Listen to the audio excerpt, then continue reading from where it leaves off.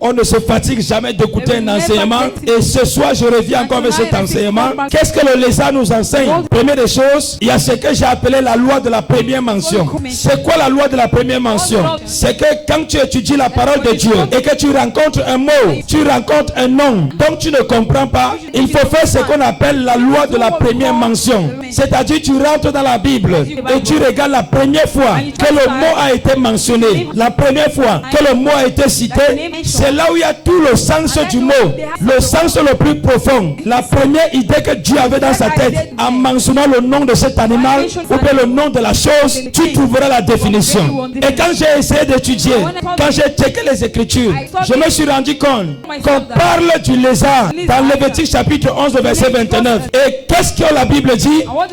Le lézard est présenté comme un animal impur. Un animal qui est impur, le peuple ne doit pas manger, le peuple ne doit pas toucher. Dès le commencement de la vie du lézard, on avait déjà montré que dans la vie, il était destiné à échouer. Parce qu'on l'a montré comme un animal qui est impur.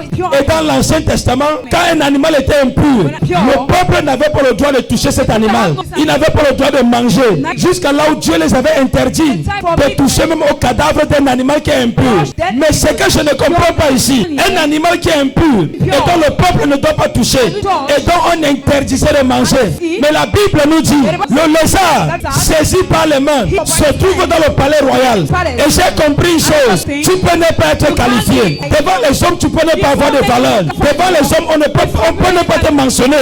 Mais il y a la main de Dieu sur ta vie. Ah, les gens s'ils ne sont pas prêts, je sens que c'est mon église ici. J'étais en train de dire ceci.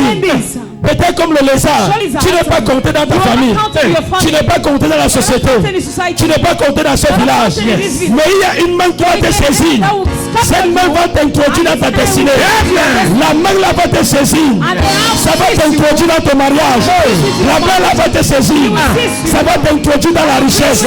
Celui qui m'a donné un amen, la main invisible te saisit ce soir.